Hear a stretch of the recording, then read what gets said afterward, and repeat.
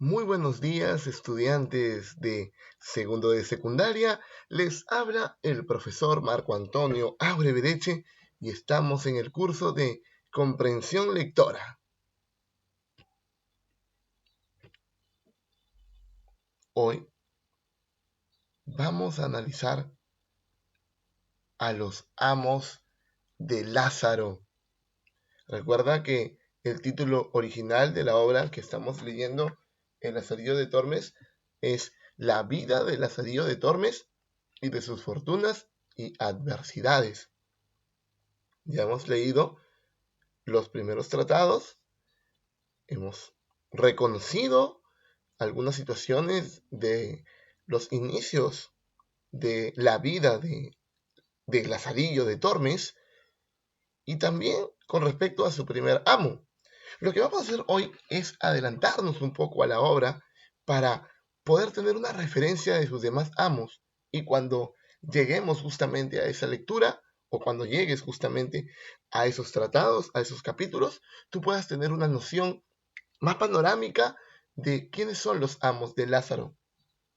Hoy vamos a analizar a 4 de ellos en fragmentos a continuación, pero vamos a dar una perspectiva general de todos ellos a través de esta infografía.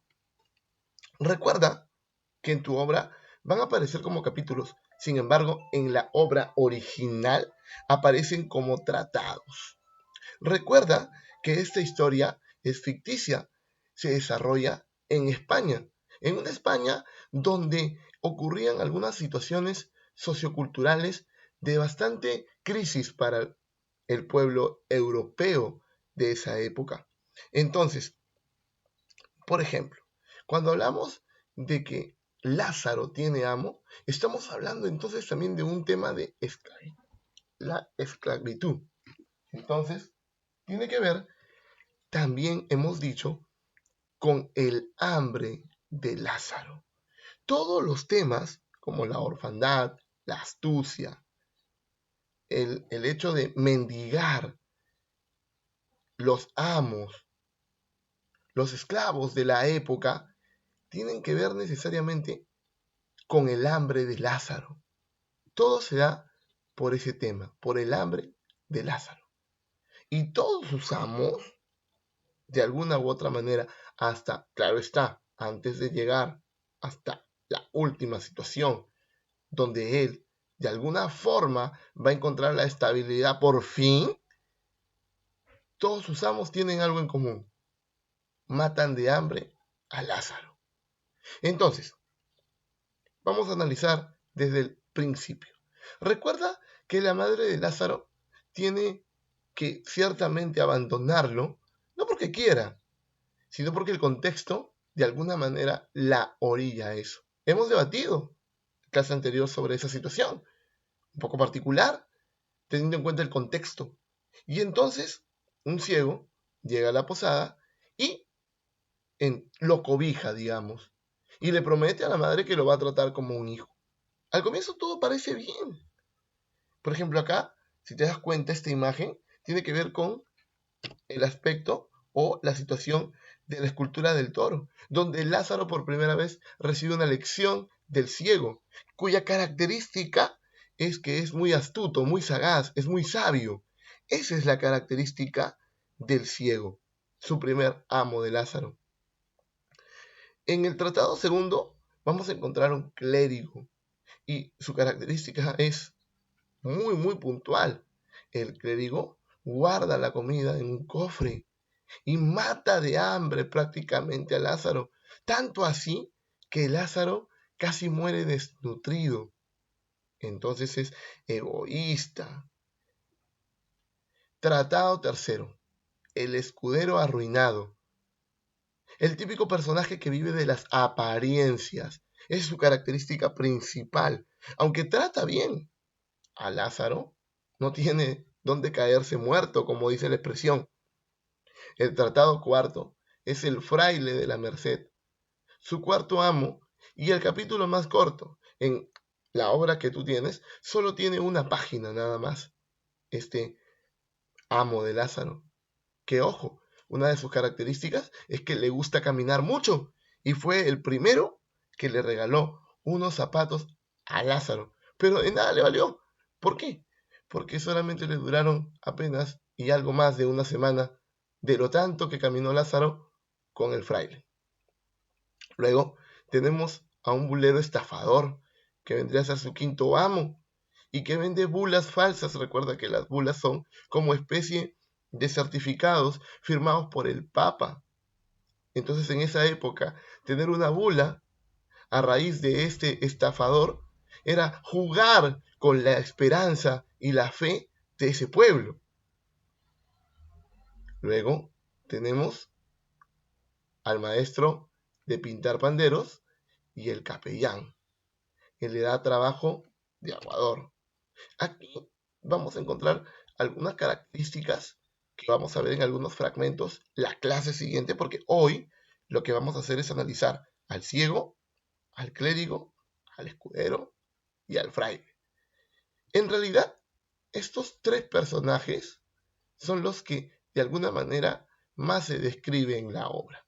Sin embargo, el maestro de pintar panderos y el capellán delimita un aspecto en donde Lázaro ya ha crecido, ya ha tenido una experiencia y se da cuenta evidentemente de los peligros de los que ahora puede suscitar con respecto a las acciones mismas de otros personajes y el trabajo peligroso con respecto al alguacil, mientras que el arcipreste representa también de alguna manera el poder de ese entonces, la comodidad del aspecto económico, pero también de alguna manera la hipocresía de la época.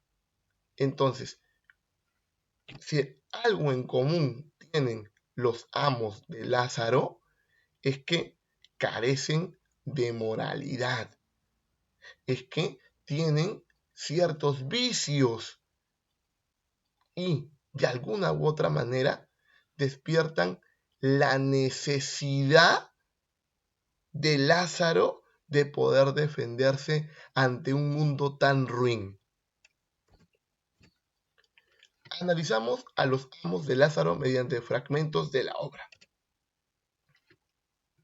Vamos a analizar al primer amo de Lázaro, que es el ciego, en un fragmento que dice así: y comenzamos a comernos las uvas, una él, otra yo, una él, otra yo, pero al poco rato el muy traidor comenzó a comérselas de dos en dos, probablemente porque pensaba que yo hacía lo mismo, y yo, al ver que él trampeaba, no quise quedarme atrás y comencé a comérmelas de tres en tres.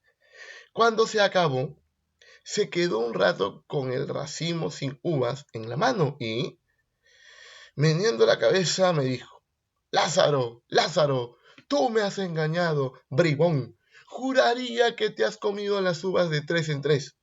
No, señor, protesté yo. Pero, ¿por qué dice usted eso? ¿Sabes por qué sé que comías las uvas de tres en tres? Pues muy sencillo, porque yo las comía de dos en dos y tú no protestabas. Callé y no quise contestar nada, pero, aunque pequeño, ya me daba cuenta de lo listo que era mi amo. Muy claro esta parte, este fragmento de la obra, ¿cierto, mi querido estudiante?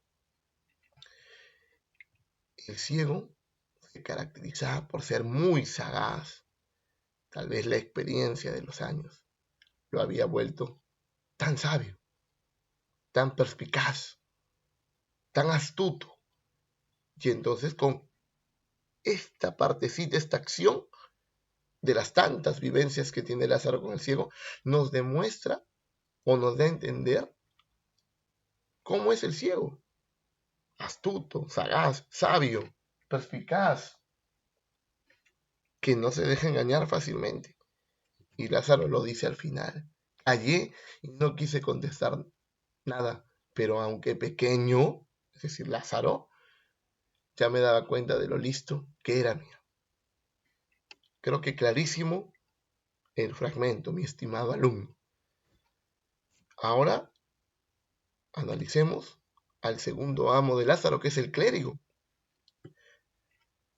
A las 3 semanas de vivir con él, o sea, ya Lázaro estaba viendo con el clérigo, estaba yo más delgado que el palo de la escoba.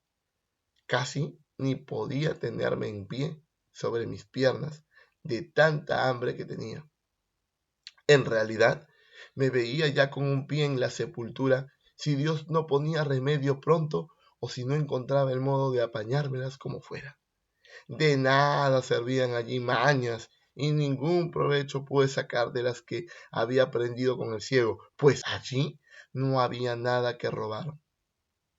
Entonces nos damos cuenta, aunque no lo dice, que si lo mataba de hambre el clérigo, porque el clérigo era malo, era egoísta, no le gustaba compartir la comida, que como ya te mencioné, la guardaba en un cofre y que, observa, aquí casi mata de hambre al pobre de Lázaro. Ahora analicemos al escudero, que vendría a ser el tercer amo de Lázaro. Volviendo a lo mío, significa que cuando yo estoy dando fragmentos, significa que antes y después hay situaciones con respecto a este fragmento. Vamos a deducir qué es lo que hay antes. Volviendo a lo mío, está hablando Lázaro, recuerda que es una situación epistolar. Allí estaba mi amo. Entonces Lázaro regresa y lo ve al amo, con ellas, o sea, con unas mujeres. Hecho un Masías. Y un Masías, fíjate en el pie de página de la obra, es un poeta del siglo XV, que según la leyenda murió por amor. Entonces, sigo y dice, diciéndoles más dulzuras que Ovidio. Y Ovidio era un poeta latino que escribió El arte de amar. Entonces dice, como las mujeres veían a mi amo tan bien dispuesto, no tuvieron ninguna vergüenza y le pidieron que las invitara a comer. Y mi amo, que tenía la bolsa del dinero más vacía que su estómago, comenzó a ponerse pálido. Le dieron escalofríos y no acertaba con las palabras. Comenzó a balbucear disculpa tras disculpa, pero ellas, que debían de tener mucha experiencia, no se dejaron engatusar. Cuando conocieron de qué pie cojeaba, se fueron sin hacerle caso. Muchas situaciones que ver. La primera, el coqueteo del escudero con algunas mujeres. El hecho de que las mujeres se dieran cuenta que el escudero no tenía absolutamente nada que ofrecerles, a pesar de que tenía la predisposición y a pesar de que como escudero de repente lo veía bien vestido, pero no tenía nada. Y Lázaro es muy sarcástico. Más vacía que su estómago. Tenía la bolsa del dinero más vacía que su estómago. Y también menciona esta expresión, cuando conocieron, es decir, las mujeres, de qué pie cojeaba, es decir, que se dieron cuenta de que las estaba engañando y que era un pretencioso y que además no tenía absolutamente nada de dinero y vivía de las falsas apariencias, entonces se fueron sin hacerle caso.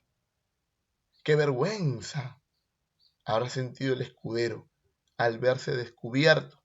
No tenía nada. Encontramos personas así en la vida real que viven de las falsas apariencias. Yo creo que encontramos de todo. Finalmente, vamos a analizar al cuarto amo de Lázaro. Recuerda que en la próxima clase vamos a culminar de analizar a todos los amos. Hoy por hoy, en esta clase, analizaremos a los 4 primeros. Y en este caso el fraile.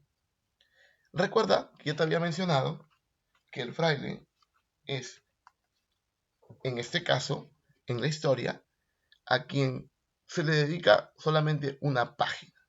Es muy breve.